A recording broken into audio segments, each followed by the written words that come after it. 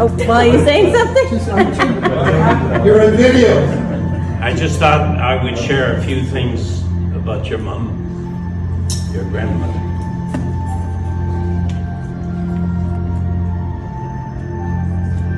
She was indeed a very special lady.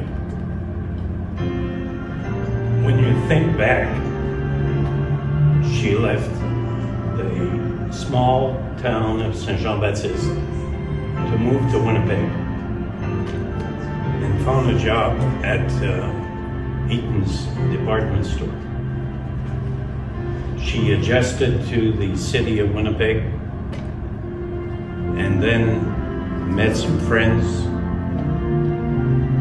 But when you think that in her early 30 years, I think she was 31 when she met with Henry.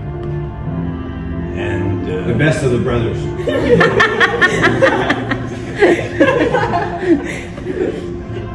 and when you think of the courage she had to marry someone, to move to a new country, move to a new city, and make new friends, that takes an awful lot of courage. Henry and Annette got married in '63,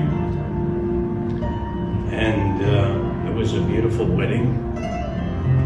And Rolly and Raymond got married in '64, and Patricia and I got married the month after Rolly and Raymond.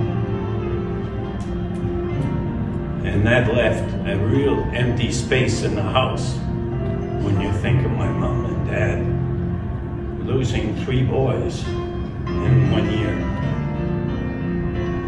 So 2 years later, Rolly bought a new car, and we so badly wanted to come and visit LA for the first time. But he bought a car, brand new, no air conditioning.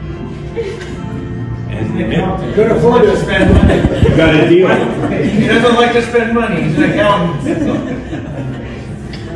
he must have had some good reasons. So we drove through the desert, 5 of us, smokers, in a car, with the windows down, going through the desert. But we arrived in LA, and we came because there was a little boy called Robert. He was just born. So it was worth the trip, right? It was. We spent quite a bit of time at that time with Annette and Henry.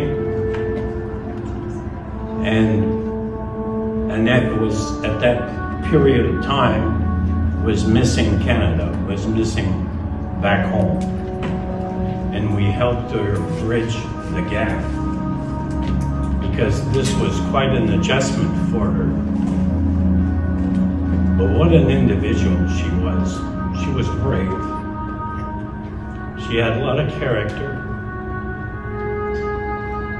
Every time we would come, she would receive us with open arms. But in the afternoon, midday, she would tell us that Henry is going bowling and we're going shopping. And I'm not a shopper.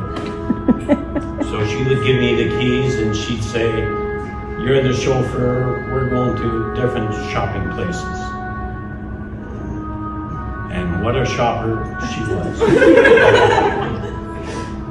I would follow the 2 ladies, but after a while, I'd say, "Well, I think I need a pair of shoes, or I need a shirt or sweater."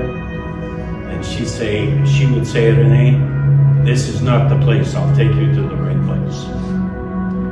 She knew the places to go, she knew the prices, And she was a bargain hunter, let me tell you. But you know all those things already. Apple doesn't fall far from the tree. What's that?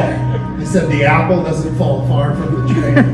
Well, again, she was a very special lady. And then the girls were born and Patrick was born. You guys are a fantastic family. Unfortunately, we don't visit LA all that often now. It's been about 8 years. But because of US restrictions, we're only allowed one trip a year from Canada. So you have to pay a tariff. That's our humor. Coming back to Annette, what a special lady she was. And she was so proud of her kids. But then the next stage was being proud of her grandkids.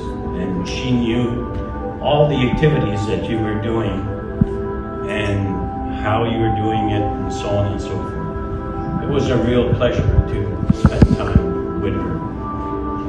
Really got to know her quite well. After dinner, of course, in those years I was in the restaurant business, and she always had 1, 2, 3 new restaurants to show me. And we would go at these restaurants. And on the way home, we would stop at Marie Callender to pick up a raisin pie for Henry, because for Henry's favorite was raisin pie. When we'd get home, she would say, well, let's go and sit on the patio and let's talk. But speak French to me, because that's what I want to talk to you about. She'd like to talk about what's new, what's happening back home. She wanted to know all the news.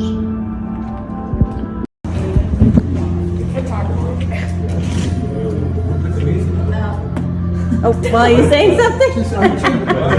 You're in video.